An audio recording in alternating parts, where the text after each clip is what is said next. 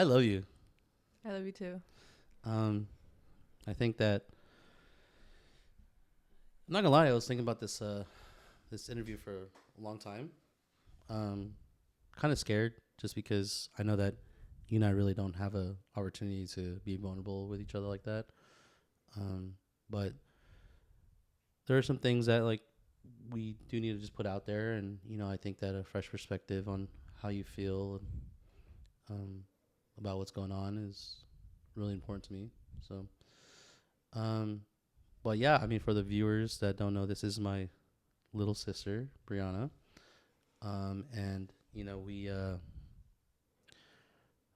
we've endured a lot together as well. But I'm really glad that you're here, and I've definitely been not always anxiety, but definitely been scared to kind of like really put out things, you know, into the world because it just makes it more real. So, but yeah, I'm glad that you're here right now, and I'm hoping that you can be as open as you want to be on this podcast. Have you ever been on a podcast? Do you listen to podcasts? I guess that's another question.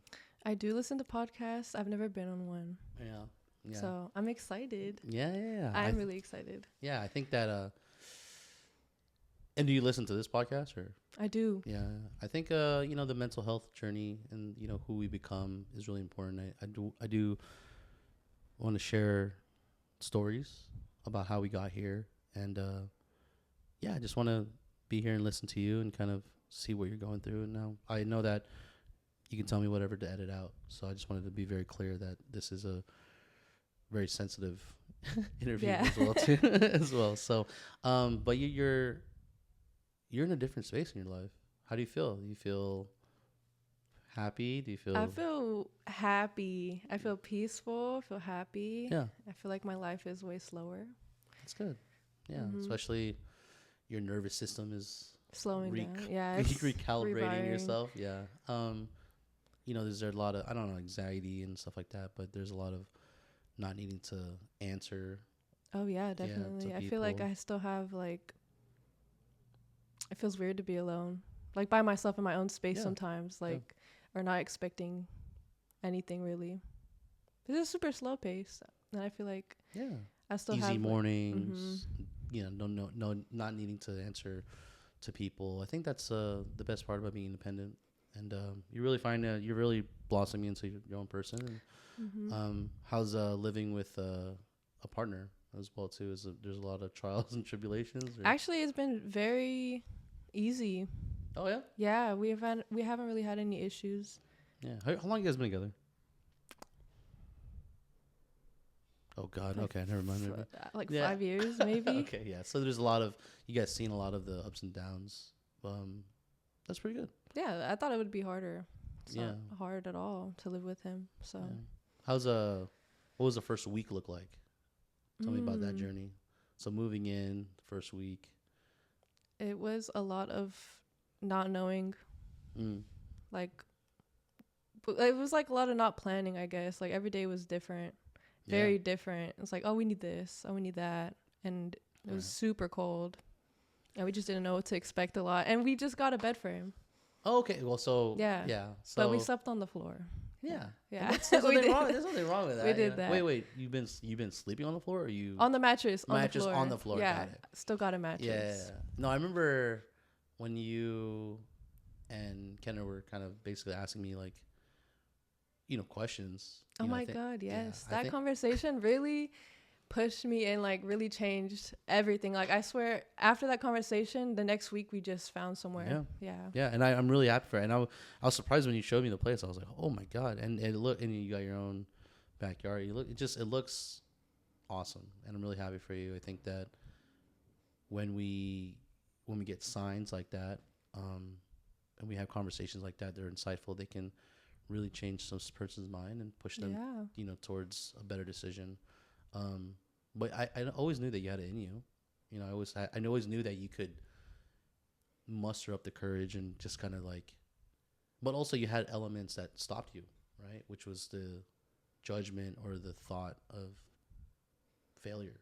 Yeah. And so when you really put it in perspective, I'm really glad that you kind of took that risk. And I don't want to say you submitted. I think that I talked about a lot of about that in my last podcast was about like submission and submitting and, you know, surrendering yourself to the other person. Do you feel like that part has been challenging for you, or? No. Okay. It's been easy. Yeah. Yeah. Yeah. I actually do feel like I've gotten closer to family. Like it did work out. Oh wow. Yeah, Hey, it did. what It I'm did. talking about, man, the what if. Yeah. Right? Yeah. Like I'm closer to my dad. I think me and my mom spend more time together. That's yeah. good. Yeah, she Really probably just good. misses you, and I think that's Yeah. important because, you know, me and your mom didn't have the best relationship, you know, growing up, but also like there are moments where I just like miss her like Yeah. so much, and I think Me that too. it's scary and it sucks because I can't just reach out, but also like I need to like make sure that my peace is protected, you know. So, Yeah. but yeah, I think that I'm glad it all worked out, and you know they're all supportive and they all really thought about your feelings. But yeah, so yeah, I remember you were like, "What should I buy first?" And I was like, "You don't need to buy anything. Just get into your new place and, you know, just be in the moment with Kenner." But then I'm finally glad that you're about to get, because you're harping on the bed frame for so long. Like, I need to buy a bed frame. And I was like, "No, you don't." Like, you know. But it's nice. Yeah, It's nice. It's yeah. definitely nice. Start accumulating stuff, and you start seeing bills taken out, and it sucks, but also means that you get to enjoy the fruits of your labor, kind of thing. So, yeah, it's cool too. We took your method of like having a account, pulling. Oh yeah, yeah. That's just, I don't know. I made that up, but it's more like No, just a I regular know, practice. but we didn't know how to go about that. So yeah, just kind of putting everything on one account, seeing it, contributing to it, but also staying individuals. That's what Van and I do. So, yeah, and that's kind of like the importance of, you know, leaning on others, guidance, you know, yeah. Mentorship, right? Do you feel like, I know that is there any person right now that you kind of like see yourself modeling after, mentoring after? Like, do you find guidance? I know that you and I like ask each other questions, but like, do you have anyone in your life that's like, when I'm lost or confused, is there anyone that you kind of lean on, or No, you kind of you like not read a really. book or anything like that, or? I know you don't go to me for everything, but I mean, like, unless you do, I don't know. No, not okay. Yeah, I really don't have anything. It's weird. No. That's the hard part, is like after moving, I'm like, oh, what do I like to do, or like what do I think, or what? I don't know. It's weird. I'm still discovering that. So. No, yeah. that's a great journey to be on, and what a privilege, right? To kind of like be in a space where you can like. It's cool because discover yourself. Yeah, I'm not in an environment where I feel like pressured to do certain things or to go a certain way. So I'm just figuring out like, what do I want to do? Right. And I think that's on my last podcast with my friend Nelson. You know, we were kind of talking about like the kind of pressure, and I was kind of listening to that podcast, and I was like, maybe the correct kind of pressure, because for me, pressure is a privilege, right? Like a lot of people don't put themselves in weird spots to be uncomfortable and create anxiety and, you know, not knowing, but it's the act of pushing through that makes you brave and courageous. But also it has to be good pressure. Like bad pressure is like pushing you towards something you don't want to do. Yeah. So it has to be good pressure. I want to be very clear about that. But yeah, I mean, you know, I think that, you know, I've had a lot of mentors in my life and a lot of guidance from older adults that have kind of molded me into this, also the military. But like, I do hope that you find someone or a community where you can like ask questions and kind of get some guidance. Cause I remember when you and Kenner asked me that question, it's kind of one of those things where it was like, 100%, this is what I'm here for. And 2, I've never really stepped into your life because you and I have created boundaries for each other that I respect, but also like I need to be in a space where I'm like, if you need help, you know, you can always come to me. And you did, you know, I remember that day was playing out. I was just at the house with MJ and you said that you're just in town. And I was like, of course, I would love to see you. Yeah, that was crazy. But, and it all, totally it all worked out. It all worked out. And so, yeah, I just want to talk about you and just kind of what steps are you taking to find out more about yourself? Are you going to therapy? Are you developing as a human? Like, are you reading books more? Or are you I'm reading way more books. Reading more books? Yeah. Reading books, arts and craft. Yeah, more. I saw that you guys brought the workout set to the house. We haven't used it, but when it gets warmer, we'll definitely use it. Yeah. And it's Vallejo. It's always warm. No. Oh, it's cold. It's cold right now. It's cold. Mm. It's like foggy. It's been raining. Damn. It's awful. Yeah. Yeah, I think there's a lot of like opportunity to develop as human beings, right? Be a better brother, be a brother sister, just be a better partner for sure. There's a lot more opportunities. So, what is some things that you want to improve on that kind of shape into this this Breanna that I want to be at? That's a good question. Like for me, like communicating, right? This podcast, tapping into my feelings, understanding other people's perspective of their feelings, and really understanding a grasp of it, but also communicating, right? Like something that I said on my last podcast is not going to resonate towards you, so I need to evolve and I need to adapt and really understand how to ask the question better and understand better and listen better as well.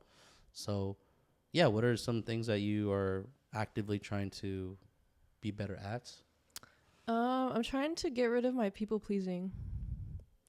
Yeah, it's still affecting me. It's crazy.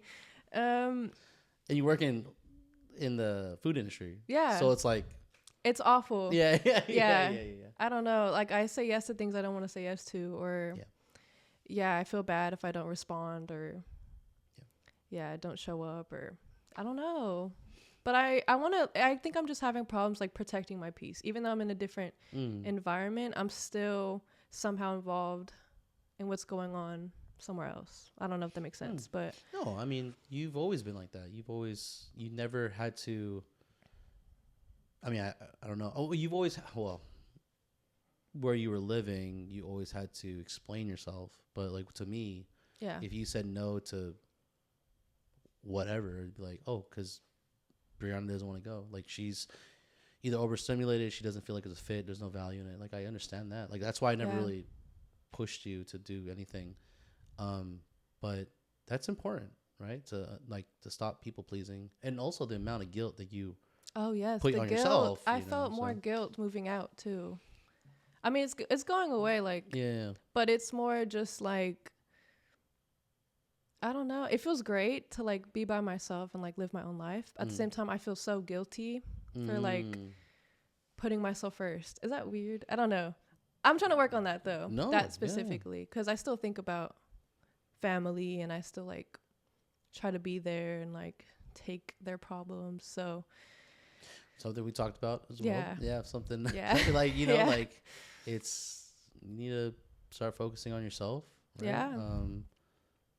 I think that we could talk a million things about what you would like to change within the family, but I'm here to ask you what you're trying to change within definitely yourself. People pleasing. No, and it's a sort of deflection as well too. Like I rather talk about your feelings versus mine, or I rather figure out your problems out.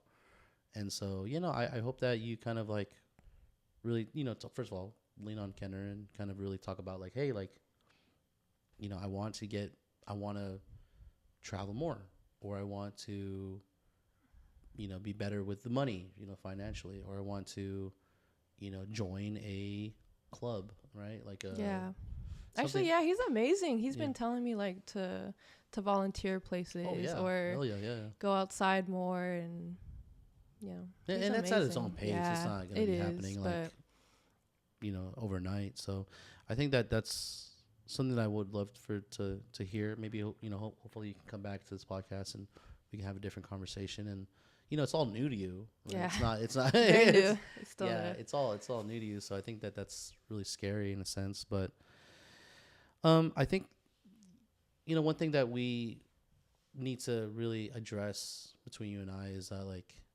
the space in between when I wasn't in your life for a while. I think that and again, there's no bad blood or like whatever like that, but I definitely want to hear your side of like my disappearance in your life. And and I think that there might be a lot of feelings in there, but I've always been meaning to ask you. I don't think that you and I have a chance to kind of like sit down and really talk about it, but I think that, when I left mom's house, and there's a lot of reasons why I left. And I remember that it was scary, but also I know I needed to focus on myself and do what I needed to do. And then months down the line, I joined the military, and then I saw you again at my graduation for the military, and then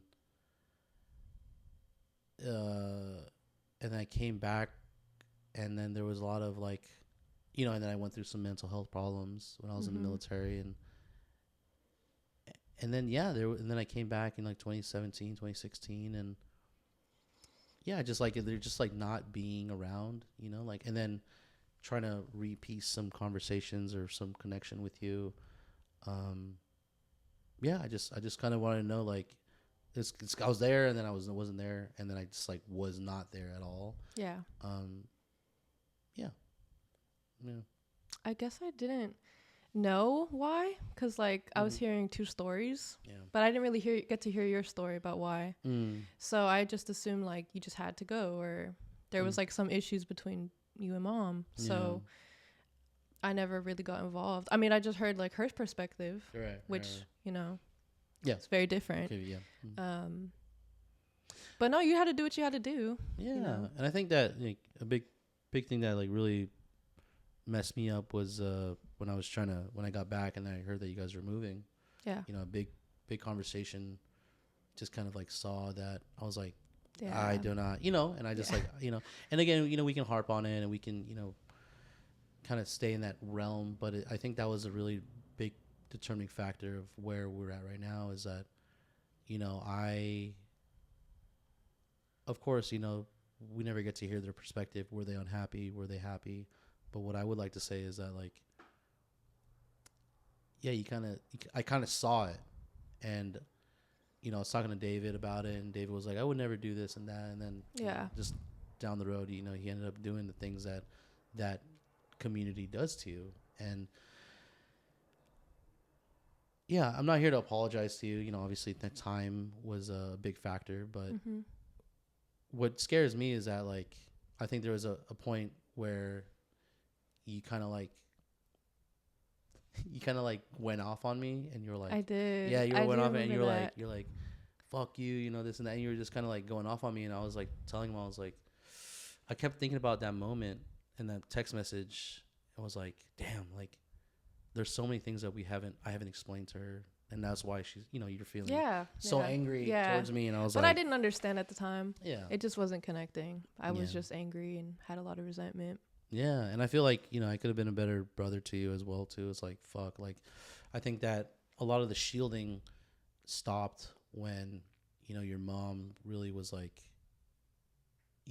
I have no say in this, matter, or, I can't do anything, and, it just sucks to know that you don't have a choice. But also the way that our mom is like, and so I think I wish I was there a little bit more, but also I'm glad. I mean, it sucks to say this, but I'm glad that you kind of saw it firsthand versus me explaining it to you. The things that I went through, the reason why I had to kick myself out, sorry that you there's just time. The only thing I'm sorry about is just the time that we didn't get to spend to each other. So I think that if you and I had more time together, I think that we could have definitely. I've always imagined this. What if you were still in San Bruno, Millbrae, and I think about that all the time too. No, but what would it look like if I was still in that neighborhood and hanging out with you and kind of, just kind of not picking up where we left off, but just like one of those things where you're off of school and I would have picked you up, just one of those things where I was an older brother, but the time and the arguments in between really like pushed us away. And I feel bad because you kind of felt that fallout. And then when you did go off on me, I was like, well, let it all out, let it all out. Because, I mean, the only answer I gave you was, you'll see when you get older. Yeah. And it's like you were so pissed off. You hated that fucking response. But now you're older. I mean, I get it. Now I get it. Now you're older, yeah. So, no, and and also, hopefully I could one day muster up the courage to say that to your brother. But not being there for your brother is like fucking kills me. Hopefully I get to, I tried to. Yeah, when you guys came over that one time and you guys dropped off your stuff, and I put him right back in the car and I went to the recruiting center. I really thought I had a breakthrough with him in the car ride, and I really thought that, I was like, look, man, you're about to be so-and-so age. And it's like, get yourself some time away from this place, see what the world looks like, and really, like, try to be, just an individual versus, David, So, hopefully I can get the courage to have him on here and really kind of, like, talk about some stuff. Yeah, a lot of time lost for sure. So and I love him. I feel bad for leaving him. I do. But that's some real feelings that you have to really identify. Put myself first. But what is the and again, we're not going to have to go into too much detail, but what's the biggest fear with him? Is that like you're not at his if he really needs you, you're like not down the hall kind of thing? Or I mean, I've offered him my space if he really needs it. Right. It's just, I don't know. I've seen him break down, and I want to be there, I guess. And I know that in the environment he's in, it's not gonna strive. He's not gonna thrive in it. And I feel like more, how do I say it? He's I don't know, the first thing to comfort him is like more anger, I guess. Like he like instead of comforting him when he's like angry, it's more anger directed at him. So I don't know if that doesn't make sense. I just feel like no. Yeah. Not you doing that. No. I'm saying like without me there, I feel like that's what's happening. So I don't know. I don't want him to be in that. But I mean, and it's real feelings you had, and someone that's gonna listen to this podcast and they're gonna feel it's certain type of way, and it is what it is. I mean, we're not so just guilt. It's just guilt. And I think that makes you a good sister to feel that guilt, but also it's a good sister to kind of let things play out. I think there's an amount, and I know this is fucking crazy to say, but the amount of suffering you have to let people go through to really find themselves, it takes years, it takes months, it takes days, but hopefully they'll get there. And you have to be very optimistic to the idea that, this is not working for you and I hope that you could see that. And sometimes walking away is the best answer. But then who really loses in that, in that conversation? So, I'm so glad you pushed me, like, honestly. Oh, for the movie? Yeah, like I really needed that. Long time coming, dude. You guys had so much plans. You guys had the conversation was amazing because I didn't know you guys were that close to, getting to the next level, but also there was some question marks, and I was like, why not just try for a year, and then, maybe see where that goes after that. But, at least you tried. And again, we talked about the trial and error about trying. So, it's the best. I wish I did it sooner. I'm so mad that I didn't do it sooner, but you did tell me. Keep some. You did tell me. Definitely could have kept some sanity as well too. Yeah. So, I know that you were part of the generation during COVID, and I want to harp on that just because I want to get your perspective on it. What did high school look like for you? I know that's kind of more of a interesting topic, just because it's. When I moved to Vallejo. Yeah, you can start wherever. Yeah. Mills and Millbrae was great. Yeah, love that. Vallejo, big adjustment. Yeah, hated it. Absolutely hated it. Hated everything about it. I did not have any good experience. I mean, I didn't have any good experiences. I'm not gonna lie. So when COVID hit and I was able to stay home, it was the best. Yeah. Arguably, yeah. How long were you at? Like, so you moved when you were sophomore, freshman? Freshman. Freshman. Yeah. So Mills to Vallejo, freshman. Mm-hmm. I was only there for like a semester. You were only there at Mills for a quarter? No, a semester. What's a quarter? Okay, never mind. I don't know. I forgot. Okay. Yeah, it's been so long. but you were at Mills for that amount of time? You weren't? Yeah, I went the second half of the school year. I switched after winter break. Oh wow. Mm-hmm. It was awful. And then you went to Vallejo High, and then how long were you there until COVID hit? Until like freshman or sophomore, junior? I was a junior. Oh, you're a junior. Halfway through my junior year. Junior year. Yeah. So you did 2 years of enduring the trials and tribulations of high school in Vallejo. Okay. It was weird. I didn't get like anything. Even my graduation was weird. It was like cut in two.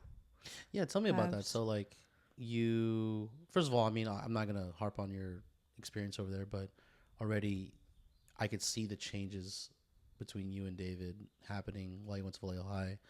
And then COVID hits, right? You're a junior.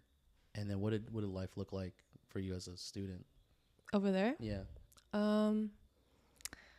So I know you had to graduate. It's just what was the home element? What did school look like? Were you motivated? Did you hate it? It was really easy compared to Mills. I don't know why, but the curriculum was like super easy. Like Mills, I was like average, like C's, B's, and then Vallejo was like straight A's, like super easy. Yeah, they didn't offer much. No like programs, no clubs, no anything really. I was in like ROTC. Hated that. Yeah. But I mean, it got you by, right? Yeah. And even the school, like the culture is just super different, and it was just a big adjustment for me. Like there's a thing called fight week. For a week, people are just fighting each other and oh my god, okay, stabbing each other. Oh god, yeah. Yeah, it was awful. And I'm not here to knock anyone that went through that. I'm just saying that, like, you know, from the way that you grew up. And again, I'm not anything different. Like, I'm not trying to paint a picture that like I'm better or whatever. But like, as an older brother, you don't want to hear that. Right? Yeah, you don't want to hear stab week or whatever. You know. Yeah. You don't want to hear that. You know, you went to this prestigious good school and then going over to Vallejo High, and it's like, why would I want that? No, that's what I'm saying. So like, I don't want to. I didn't have a good high school career either, but it's just like one of those things where, as a big brother, you don't want to hear that. So, but then so then you went, you transitioned over to COVID, and everything was easy over online. But then, what did the home element look like? It was more of like, more individual, or were you still feeling like an outcast, or how did that feel? I felt like an outcast no matter what, actually. Unfortunately, that's because like graduation, I didn't even get to like, I don't have any like friends really, so it was just like me and like family, I guess. But I don't know, it was weird. I think the most thing I noticed about it is like I was super motivated for college when I was in Mills, and there was a big emphasis on that and like focusing on that. Yeah. And then the switch, I didn't care. Yeah. I wasn't thinking about it really. Yeah. Yeah, it's fucked up because I saw that. Yeah. You know, I think that I remember pushing you. I was like, you got to get out. I remember saying that a million times to you. I was like, you got to get out of here. You got to go to a college out of the country. You know, something. Yeah. You just got to get out of here. And then, and then things played out the way it did. And, again, you kind of hindsight 2020. You're like, you could have done this and that. But, yeah, just to kind of like know that there wasn't any opportunities. And that's what you want as being a father. You're like, though MJ can make their own decision, I still would like the opportunity. You want to put them in places where they can make the best decision versus, and I think that's just a fatherly thing or a parent thing where you just want to put yourself in better positions. I even thought about, the school district here, and then just like, I gotta get out of here. I gotta put MJ in the best position possible. But then I also like, let them, still make the decision. I mean, I believe it's not the school. I think it's just the people around, right? Like you can have a lot of bad apples, but you're in a good school, but you could still be strived away. You could still veer off. For sure. And so, So yeah, so what did college look like? So you went to I went to Solano Community College. yeah. I did criminal justice. Yeah. Is that where did you want to go to college? Like did you have I wanted to go to UC Davis. I wanted to study like the veterinary medicine. Yeah, I remember and that. I feel like I was kind of discouraged to do it because like I was too sensitive, or I should do community college first. And then after going through community college, I was like, you know what, whatever. Yeah. Are you an empath? Do you feel like you Yeah. Yeah, okay.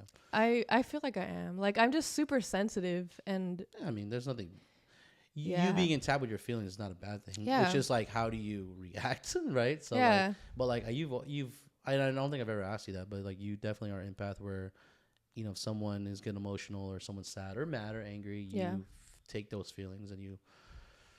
I hate that, but yeah, I do. Yeah, right. But it's something that, you know, I don't know if that there's security towards it, but you know, like for me, I'm not an empath, but I really stay on this. I don't know what you're going through, but I'm gonna be here with you in this space to kind of like, you know, we can sit in silence, or whatever. But anyways, what I was trying to say was that like, yeah, I remember you growing up and you really wanted to be a veterinarian, and I remember you had a lot of admirations to do that, and I think that. Now, was it more of like the home element discouraging you, or was it like no opportunities to get to UC Davis, or?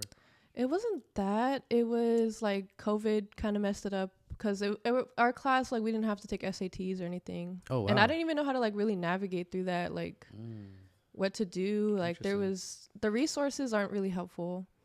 Yeah. And yeah, I feel like it was mostly my dad, unfortunately, that kind of discouraged it because he told me like, oh, you're not able to do this because you can't handle looking at that. Or when I wanted to go to UC Davis, he was like, why don't you do Solano first, community college first? Yeah. And I was like, no, like, let's just go straight for it. Yeah, because you could. Yeah, because I could. You could, yeah. And he was like, well, I went to Solano Community College, so what's wrong with it? So now I feel like I offended him in some way, so I'm like, okay. And then I ended up switching it into something that I was passionate about, but I don't, now that I have finished it, I'm just like, I don't see myself using this at all. So yeah, you know, it's a greater conversation, man. And this is as much as it's eye-opening for me every time that we get in front of these mics and I get to have conversations and stories. It gives me a fresh perspective on, you know, what could be, what can be, how it is. And so when I hear that, I'm like, damn, you know. And I don't know if you have a lot of regrets in your life. Again, you're starting your life, but you know, there's just one of those things where I think one thing that I got scared about was just like protecting you guys, you know. I think that I put that on myself. It's just like you could see it, you know, you could see where the path was going, and you're like, I just want to stop it as much as I can. Where can we stop this tragedy? And then at the end of the day, it still ended up being a fucking tragedy. And it was like, I didn't do too much. And I think I always gonna hold myself into that regard where like I could have done more to bring Breanna or David to the city more and spend time. I could have driven up more, and you know, it just and again, I'm not looking for a validation. I'm just saying that like I think I'm gonna always hold myself to that point where it's like I could have saved them, you know. And I don't know if that's true or not. Obviously, what if? But like I think I've always felt that like I could have saved you guys a little bit. So yeah, I know that.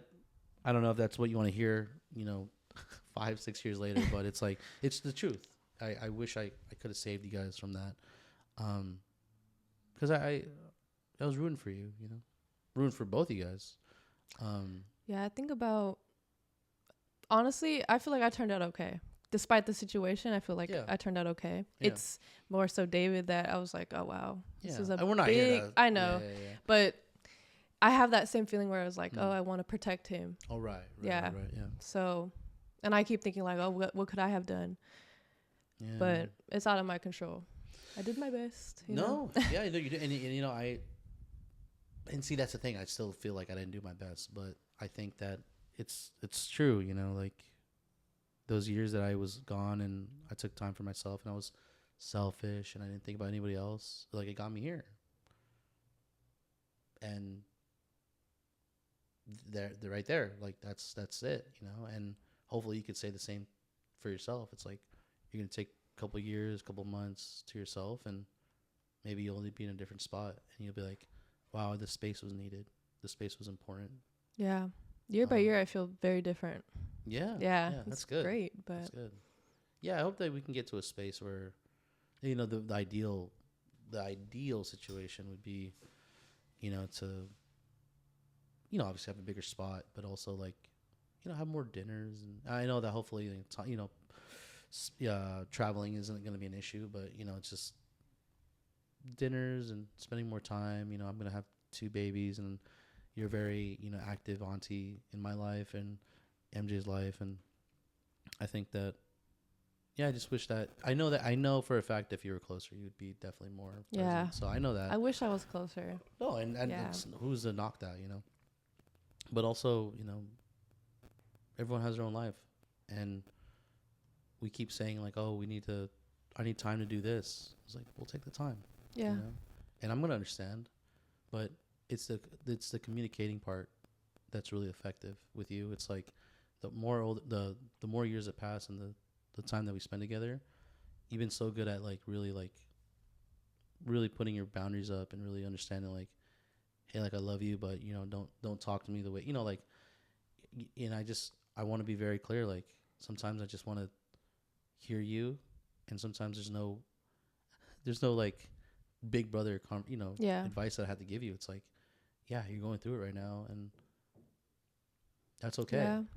And sometimes I just gotta remind myself that, like, every time you text me, I don't have to be like, yeah, no, this is what you should do. I'd be like, how do you feel? You know, what do you? Yeah, I hear you. I think hearing or listening to somebody is so important, and I feel like we gotta get better at that. You know. Yeah, I feel great because I don't feel great about it, but I feel like I finally understand what you were going through growing up and exactly what you're talking about. Like, it's crazy. Yeah. Because I'm just now understanding it, but before I was just feeling it, not understanding it, and I was always angry and reactive. Yeah. Yeah, it's so fine. Yeah, just going through experiences. Yeah. Yeah, sucks that you had to go through that. Yeah, I wish we were having a different conversation for sure. So, well, yeah. Tell me about so yeah. You were in so you went to Solano County College. Community college. Well, every time I think about Solano County, I think about the jail, like Solano County Yeah. Jail. It's not far. Yeah. So, but community college, and then you were there, and then you switched it up, and then, so you were. What did you go there initially for? I just did criminal justice. Oh, you didn't even do the veterinary. Yeah. Oh. I just finished it. Okay. Didn't do anything else after that. You didn't transfer over to anywhere? No. Well, I don't really want to do criminal justice, and I feel like it was a waste because, yeah. I know what I want to do. I regret not doing it. Yeah. I still have time. It's just right now I'm healing. I need to like figure out what I really want. Yeah. No, that's before I put myself in that's that. a good call out. You know, don't rush into the next thing. Definitely take some time. Yeah. But take it from me. I did what I loved. Unfortunately, I don't do that anymore. How come? So, I think that my priorities are just changed. Yeah. I mean, like I love this, right? Still making content, talking about the real things, documenting my life. You know, when I was in the film industry, a lot of the things I focused on was more documentary things. I knew that I wanted to be overseas. I knew that I wanted to be in the East Coast. I didn't know how I was going to do it, but I knew that there were stories to be told. I knew that I had a camera, and I knew that I was entering journalism at the time. So I know that that was one of those things where I needed to build a foundation of who I am by going out there and talking to the right people and networking. But yeah, with that degree, and then with COVID, So yeah, I mean, you weren't, you know. Yeah. I was also affected. You know, I was over there, and I think for like yeah, I was over there, and then I had an internship, and then COVID hit, and then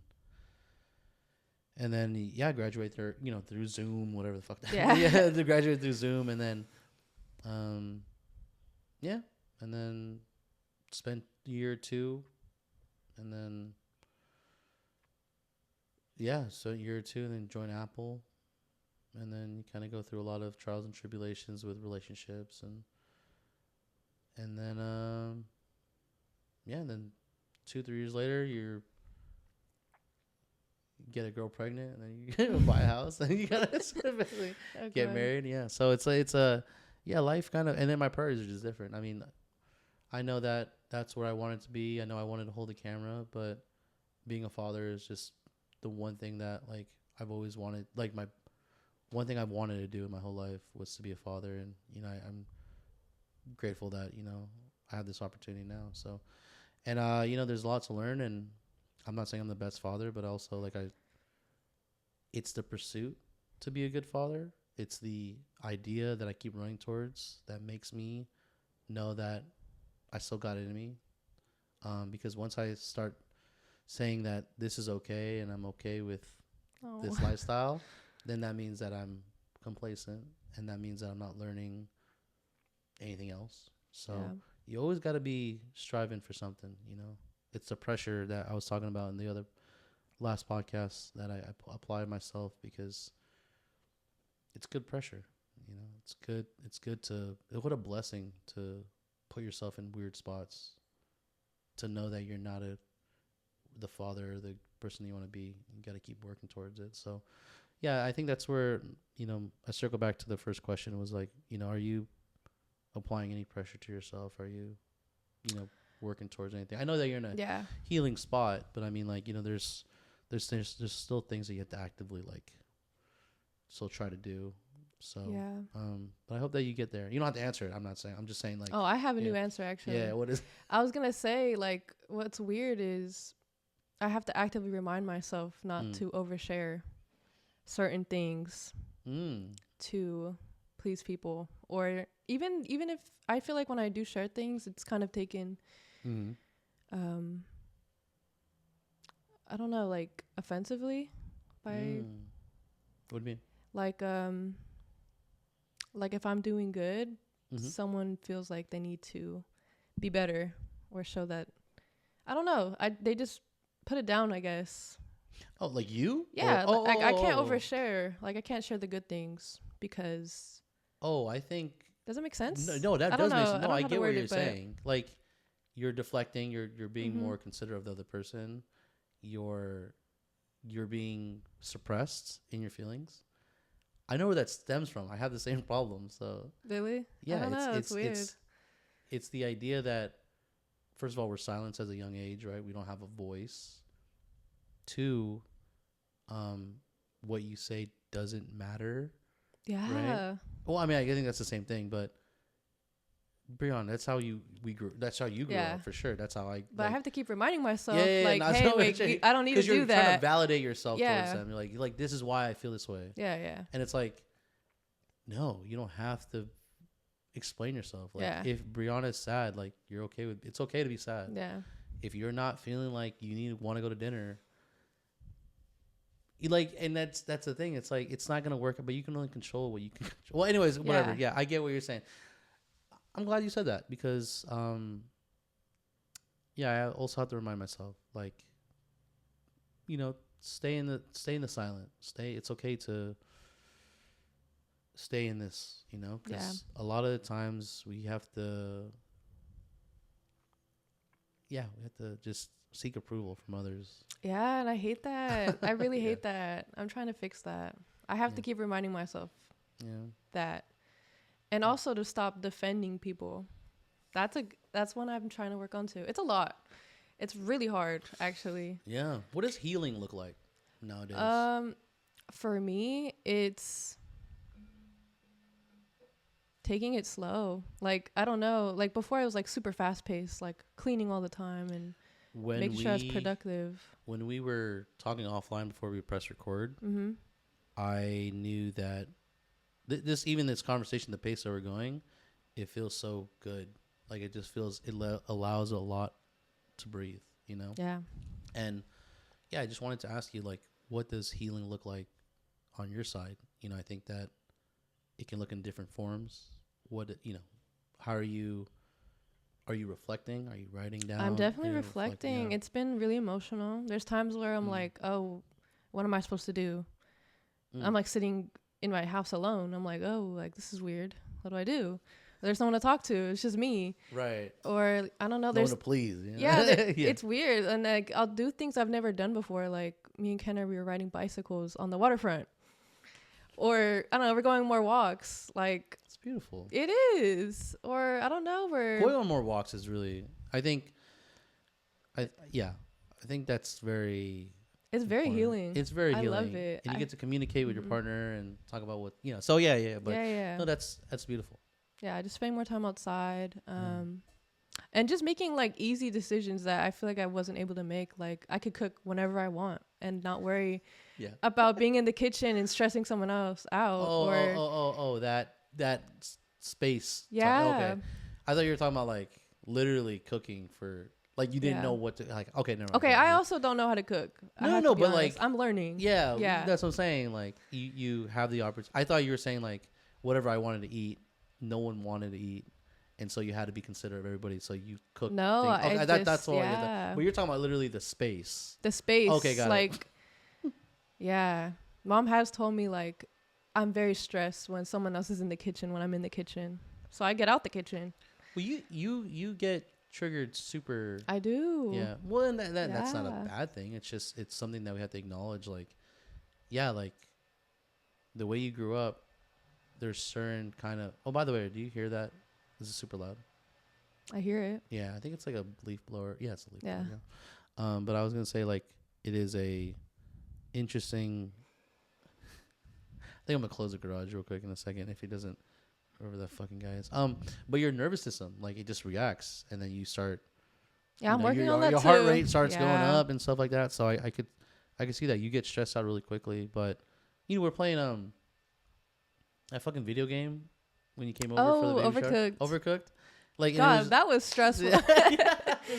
And I was like, and you know, like it's a game at the end of the day, and I know I was adding stress because that's the person I am. I'm just annoying. So, but then I saw you in the element, and I was like, oh, this is like you're like really stressed out, and I saw it in you, and I was like, okay, I gotta dial it back a little bit with my little sister. So yeah. But it's stuff like that where. I don't know what it is, the small stuff that it triggers, and then it just becomes this whole thing where we spiral. Spiraling. I do that a lot. Yeah. But like as far as triggers, I feel like I don't know why, but yeah, it's something you have to explore. Yeah. Yeah, something. I've noticed, but taking it slow though helps a lot. Yeah. Or like just like yesterday, for example, I messed up. I responded back to Mom's message. Oh. And Kenner told me not to. I told myself I wouldn't, but there's like a feeling. Mm-hmm. Do you want to close the thing? No. Hold on. Give me one second. Okay. Hello. Go for a walk. Can you do me a favor? Can you close? I don't know who's like blow drying their hair outside, but can you close the garage when you're outside, please? Hi. Yeah. I'm not cutting. We're just gonna go straight to it. So. Hi, Vivi. Shoes? Yeah, I don't know who's. No, that's not the leaf blower for the place. You guys even have leaves? Yeah, I mean, but you know, it's not the season of it anymore. Okay, we're gonna. Thank you, love you. But yeah, so you're reactive. So what did that look like? Ooh, it's the fact that I could tell myself, hey, like, let's not do this, and I end up doing it anyway. No, but like, what was it? Did you like go off, or would you? I didn't go off. I was just like petty, I guess. And I was like, oh, okay, thank you. Basically. And it ended up being like a pettier response from her. And I was like, oh God. I was like, I feel bad. No, it makes your blood boil. Yeah. But what's crazy is that I have a feeling that I like. Not like, but I feed into it. It's like, is it weird? I don't know. I don't know how to explain it. No, and I'm, you know what? I'm still discovering a lot of you. So don't feel, I'm only laughing because sometimes I don't know, what makes you tick and all that stuff. So that's why this is really important to me. But also, so you feel some sort of motivation? You feel good about yourself when you respond back, or? No, I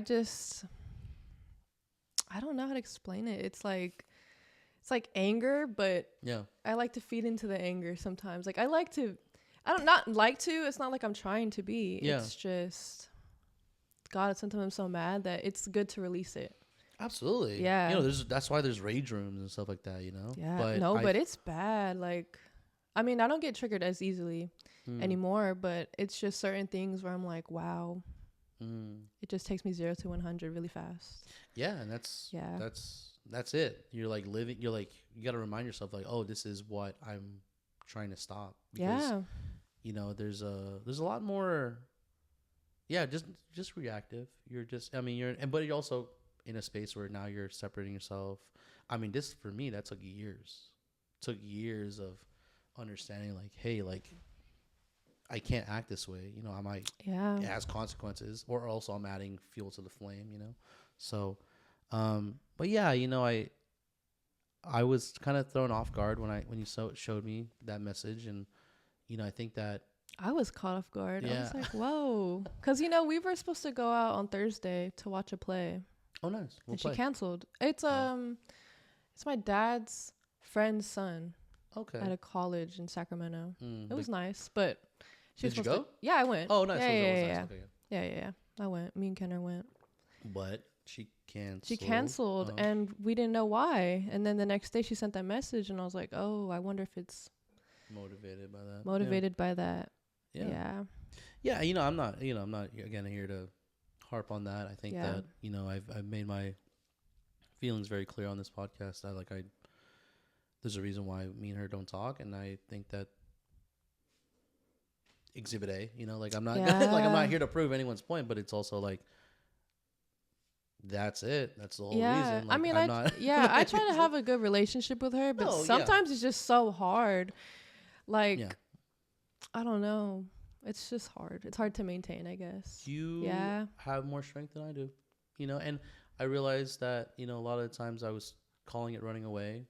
But I'm simply just putting boundaries up and understanding, and I'm respecting myself. So I don't know. Hopefully you get that apart. I hope that you find yourself in that place. Yeah. One day. But I'm not here to push the agenda on you, and I think that a lot of people, just maintaining your brother, right? I'm your brother. I'm not another adult in your life that's telling you what to do. I think that that's very important to kind of verify. But yeah, I think what I want to kind of talk about with you is just like some things that you've learned about yourself, about this family, about this bloodline that we have. I remember when, when you were younger with David, I would have you on FaceTime, and I would tell you explicitly, like, hey, like, addiction and this personality, or this kind of not evil, but this sense of destruction lives in us. It's in our blood. It's not something that it's not something that we can delete out of our DNA. It's a part of us. And so, the mental health, the spiraling, the addiction, the alcoholism, it is a part of our blood. Like, what do we do? And what we have to do is we have to break the cycle. And what are the steps to that? So what are some things that you've started to discover about yourself that, it's a part of us? Like, I'm violent when I'm drunk. I'm angry, so I actually don't drink at all. Yeah. So I try to stay away from that. I've become like violent towards myself, towards my surroundings, and I don't like who I am. I don't, not in control. Yeah. It's awful, so I'm done with that. But do you feel the urges? Do you feel the addictions? No, not at all. Do you feel like isolation is itself an addiction as well? Yeah, I do isolate a lot. I ghost a lot of people in my life. Yeah. It's weird. No, I don't know why. It just I don't consciously make that decision. Like it just happens. Yeah. Unintentionally, and there's no thought behind it. Just I just it's just weird, and it's not that I'm not realizing that. Like You're now realizing. Yeah, I'm now realizing I isolate a lot, and and it's this form of addiction, right? There's different addiction looks in different ways, and but yeah, is there any mental health big part of it? I know that you were going through you don't have to share anything too crazy, but I mean, is there any steps that you're taking to I know that you just said that you don't drink, but I think it's very easy to identify hey, I have this in me, and I think there's a anger, right? A lot of resentment. But I mean, my mental health, it's gotten better, but I can say it's not where I want it to be right now. Yeah. There's still a lot of things I'm working on. There's still things I think are happening that aren't. I don't know how do I say this, but it's mostly people pleasing. I'm still people pleasing. I don't know. It's really affecting me, or I'm still seeking validation. But you're going out of your way to do that, or no? Oh yeah, so then you're not going out of the way. It's not like But when I'm by myself, I'm thinking no, I should be doing this or this, and I'm thinking about what you said. I should just heal. I shouldn't be thinking about anyone else, anything else, anyone else, anything else. But I'm thinking should I go back to school right now? Well, you gotta give yourself grace. You know, forgiveness, right?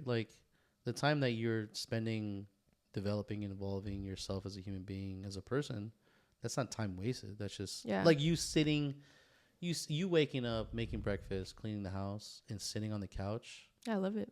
No, but that's the part of healing that people don't understand. It's it's in different forms. It's not it's not gotta go to therapy and I gotta. I was just thinking about that. No. Healing, I was man, I'm crying sometimes for no reason. Yeah. And I'm I feel I'm just grieving something, but I don't know what I'm grieving. I feel, I don't know. Yeah, I mean the theme that we had that I've kind of come to the conclusion with my friend on the last podcast was that we want to get to a place, but what are we willing to sacrifice, right? You can't live two lifestyles in one, you know? So what are you willing to sacrifice? Who are you willing to sacrifice? And that was the one thing that I was listening to the podcast and I was that's the major theme is I know how to get here. It's just how and what am I willing to minus out of my life? And I think I'm not saying the formula, and there's no correct formula, but you have stuff in place, and you really have to look at it and be I can do less of this and do more of this, and hopefully over time with the consistency, it'll start to apply. So. I mean, I really want to go to therapy. I haven't been able to push myself there yet. Oddly, I just feel I have such a bad experience with it so far. I don't know if it's just through Kaiser or something, but I just haven't had good experiences with it.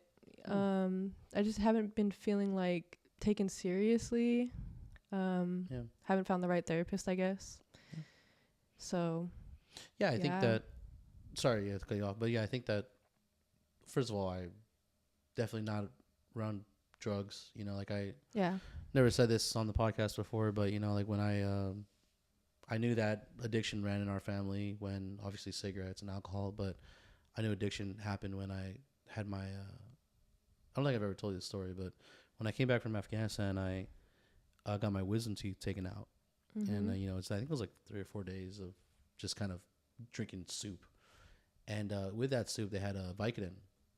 And I had a little Vicodin stint. I did that for a couple months. Well, I mean, you kind of break down, whatever. But then I ended up getting an ulcer in my stomach and stuff like that. So it was a oh god. Yeah, and so after that I kind of had to stop. I had to be able to take a step back from pills and stuff like that. I mean, again, I never popped pills and Molly and all that stuff, but that was my first introduction, which was for my teeth. But then I found myself feeling awesome after Vicodin. And Vicodin is a huge addiction that I was only there for 2-3 months, but I could see the big Yeah. benefits of using it. And I kind of saw myself, I'm like, I already have an addictive personality, so I can't do that. So, but yeah, mental health is a huge game that we play.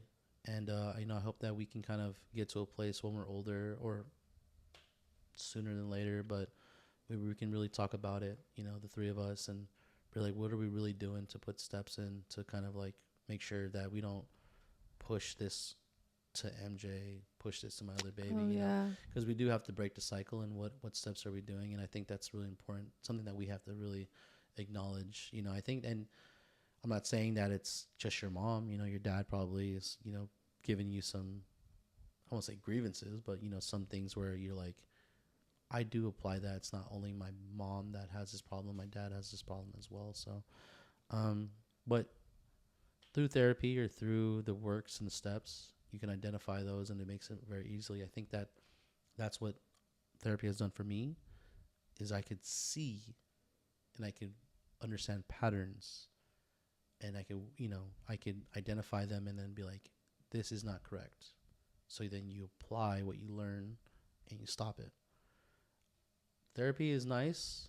You get to talk about your feelings. They just give you the tools. Now, again, I don't know who you've been talking to, but, it's what you put into the therapy session. And, I'm not trying to justify any therapist that listens to this, but they do have a morals and ethics and a code that they have to go by. So really putting yourself out there, I think when I approach therapy, it's like, I need to know why I act this way. Yeah. And tell me what it is, for then I can also work through the steps of grounding myself, understanding like what part of the brain is triggered, who is triggering me, what kind of words are triggering me, so then I can start applying it to my life. And through therapy, I feel like I have identified that. And one of those things have been our mom, which is why. So that's why I go through therapy, identified the problem, and that's not, and your mom isn't the only person I've removed out of my life. I have my auntie, and I've said this on the podcast. It's just like, those are just reoccurring themes that I said, I don't want to say the strength, but I just don't have it in me anymore. So, I hope that you can find somebody to talk to like that and kind of go through the steps. I do too. Yeah. I feel like sometimes I'm going crazy, not being able to express this. Yeah, and don't. And I've say this a lot, but don't put that on Kenner. I don't. I can't. Don't put our bullshit on Kenner. I would never. Kenner's a good man, and he doesn't deserve. I know. And you know what? He is a great person, because and same thing with Van. I say that I was like, my flaws, you see my flaws, and you still stick around. And it's easy to quit on a person, and we really have to give it up to our partners to be like, yo, thank you for being here even at my lowest. So shout out to them. Yeah, it's weird.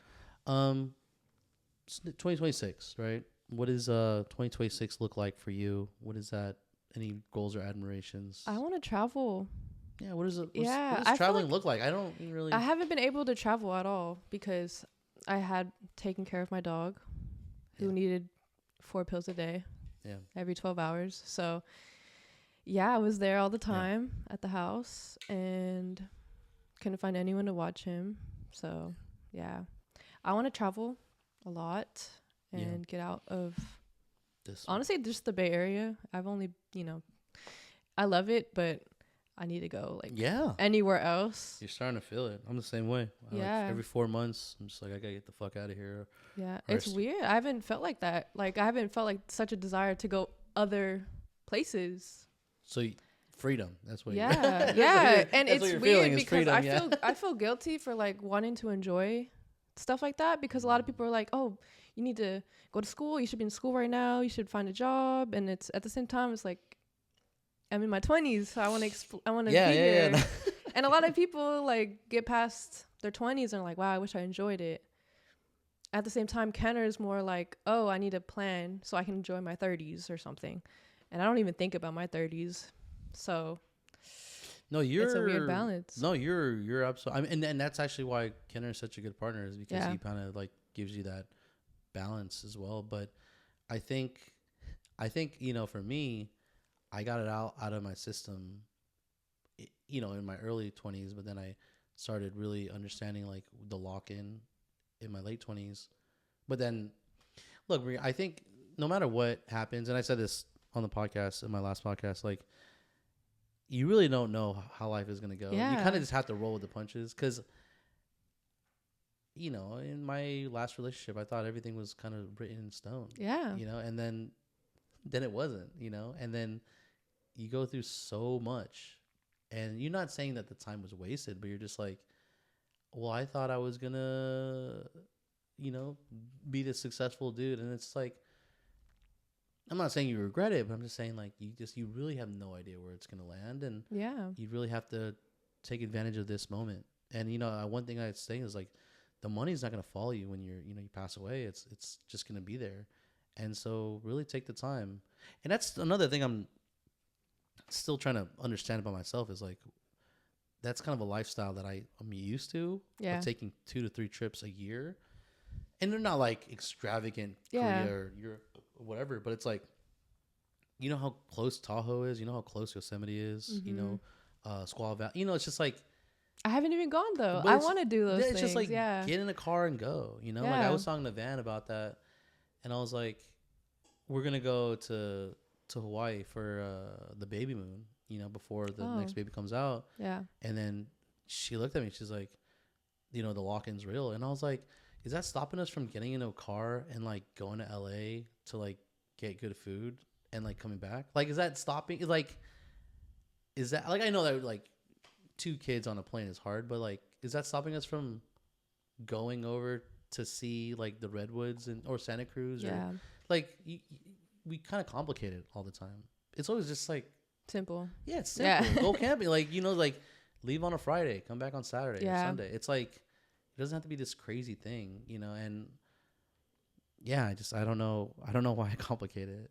And so I hope that, I don't know, what's a big trip? Do you have like a big trip that you want to go, or? Ooh, we want to go to Japan. You should. Yeah. You should. Do you know what's going on in Japan right now? I don't. Yeah. No. And sooner than later, I'm not saying you have to go like now, but they're going to be doing a foreign tax. So, which is a bad thing, because now there's so you should definitely get on that side, especially while you're in this kind of space. I think it'd be good for you. First international trip. Yeah. Yeah. So you would get on a plane with Kenner, and you would see another culture.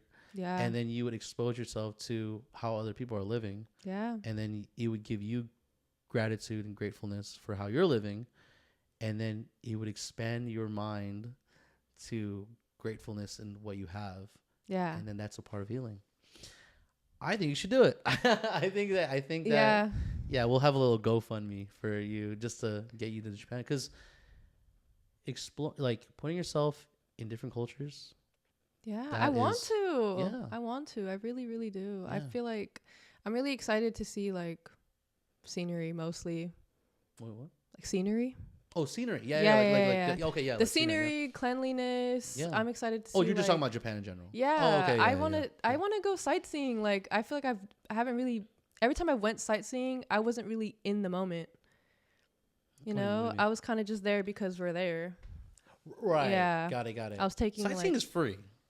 Yeah. But what's crazy is it's like we've been to like the Grand Canyon, or we've been to Yosemite, but like I really didn't care.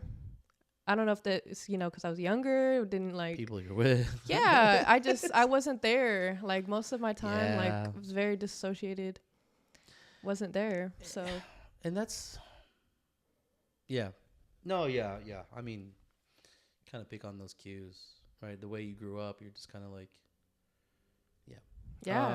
So I want to be there. I want to be more present. No, I feel that, and I'm glad I can feel this shift in you, and I know that you're actively trying to change this mindset that you've had for so long, and you're just trying to be more in tune with yourself. And I'm really hoping that you can you will make your way to Japan with Kenner. You will find the time to explore and understand different cultures and see, there's a sense of gratitude, like I said. And yeah. But what are some other goals that you're hoping to get accomplished in 2026? I want to try new things. Like, this is random. I want to do like archery. Yeah, archery's cool. Yeah, archery. I've never done it, but it just feels like cool. Or Yeah. boxing. I don't know. Yeah, archery's cool. You should. I mean, and you have more resources. You're out there closer to more open land and stuff like that. So there's got to be, but take a risk. Do a fun couple activity. And I think that's something that, Van and I had to get to. Just going to. I mean, I remember, that Van does her own art things, and I think the one thing that we stopped doing was going to those events. Like instead of instead of her working those events, her and I used to go to those like events around the Bay Area, and like we would just network, obviously talk to other people, see other, vendors and see other art. And it would allow us to be in a creative space.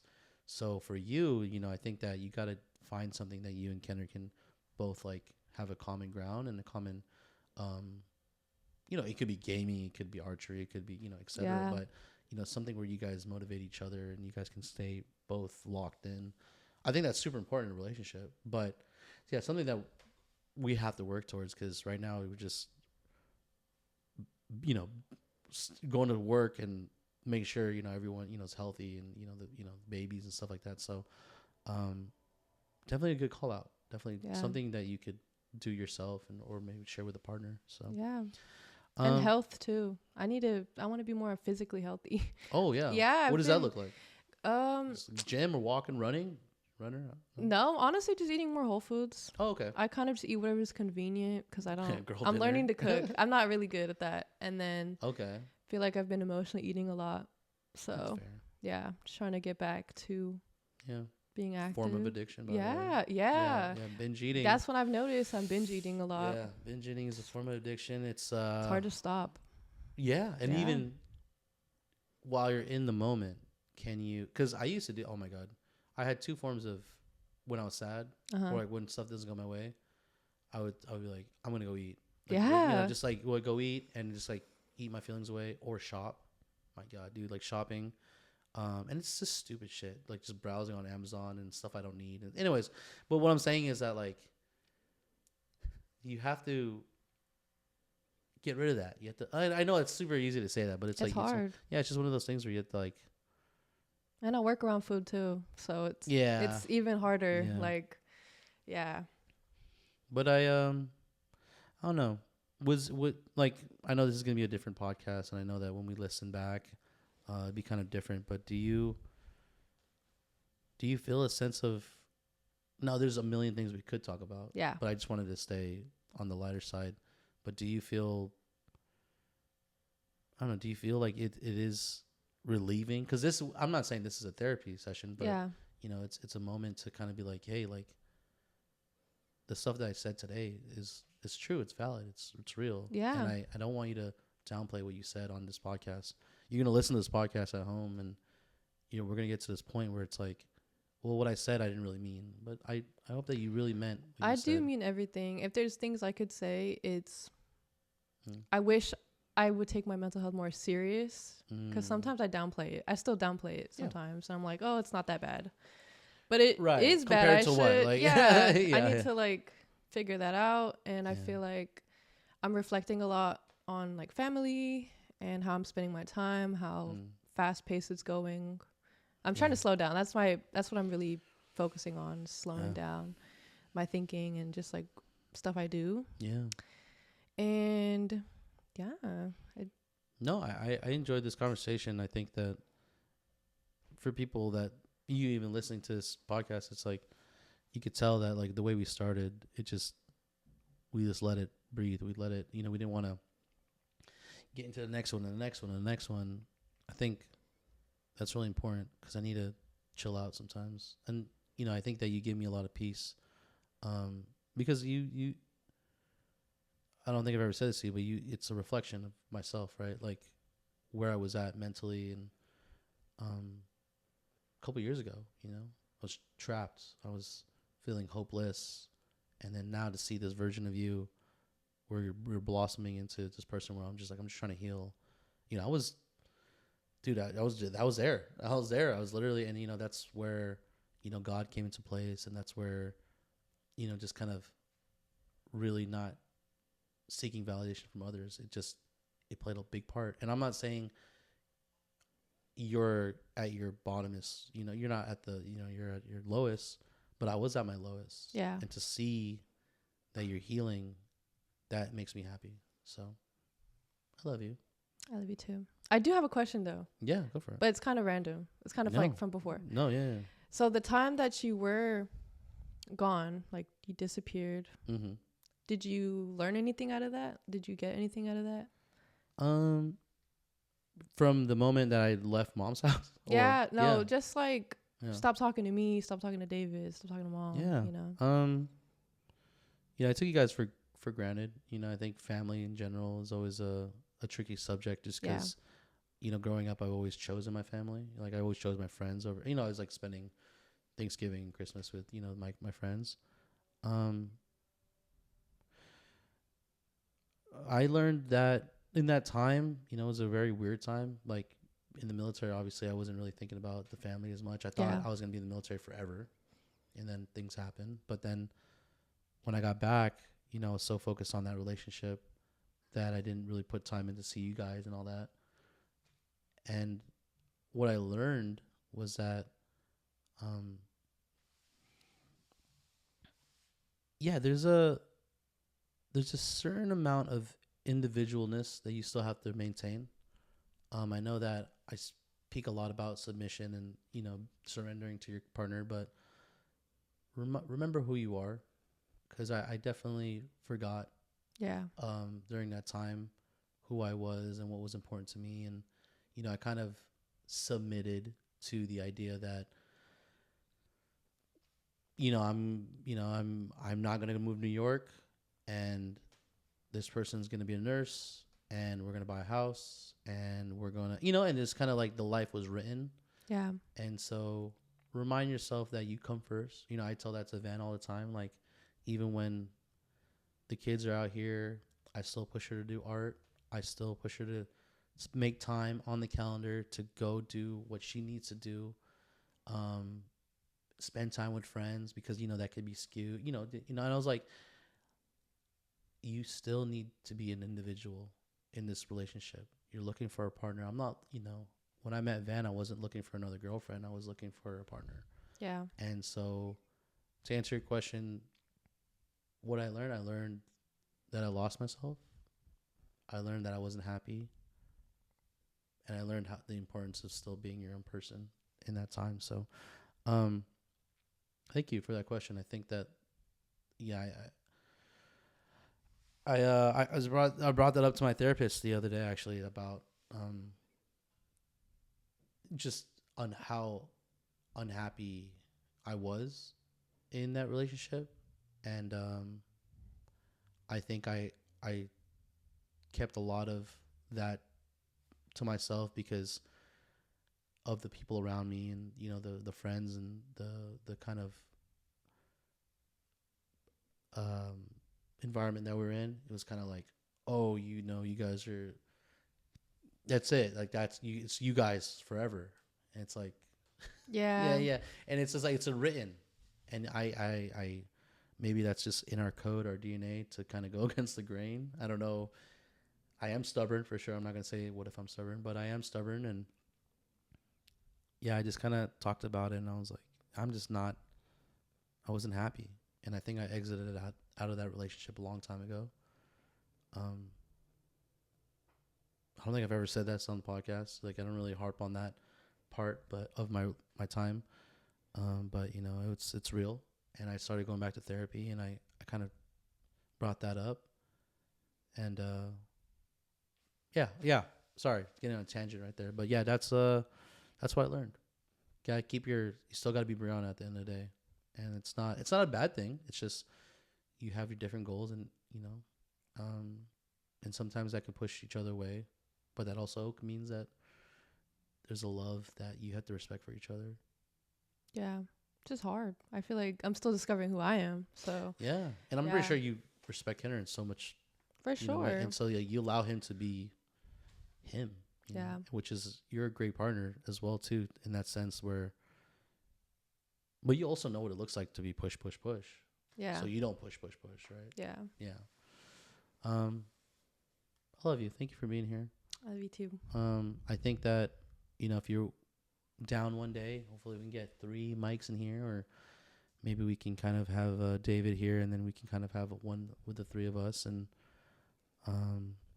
yeah, I'm just so happy for the time. And it's scary because there's a lot of things we have to talk about. Yeah. But also, I'm glad that we don't live in there anymore. We don't live in that space. I think that the whole goal, even starting this podcast with you, was just letting you know how I feel, and like just kind of, I don't want to get validation. I just want to let you know how I felt, and maybe that kind of puts some pieces together. But I'm not. Yeah, I'm just sorry for the time that we lost, but I'm not. It's okay. Yeah, I love you. I love you. Thank you for pushing me to move out. For real. Yeah, I think I literally don't. I owe you so much. I do. No, you don't. I do. I wouldn't. If it wasn't for that conversation, I would not be here. That's really fair, though. I think about that all the time. I think about that all the time. That's really fair. I think I'm in a great place. No, it was really. I mean, that's the kind of stuff you really never plan. Yeah. Like, I know what you guys did before, which made you be on that side, but like that all puts the pieces together. And then I really, again, not to put an agenda on you, but I believe that that's what God was kind of intending, was like, you to hit me up and you asking me to come over. And then here we are. So I'm really happy that you're here. I'm hoping that we can spend some more time together in the future. I know that life is just, and I'm allowing you to heal, but yeah, thank you for being here. And hopefully when you listen back to this, you can kind of, really think about the promise you made to yourself by the end of this year, and think about traveling, think about the healing process, what that looks like. So this could be your own diary as well too. Yes. So, I love you. All right.